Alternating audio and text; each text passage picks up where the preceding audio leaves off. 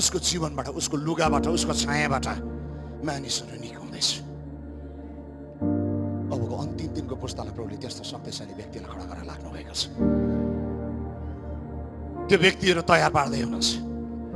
यसकारण पवित्र जीवन जिउन थाल्नुहोस्।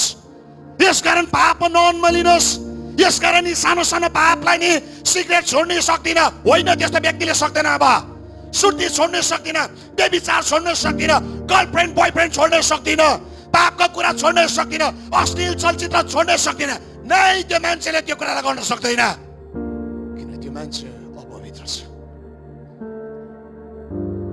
पवित्र आत्माले त्यो पुस्तालाई हेर्दै हुनुहुन्छ।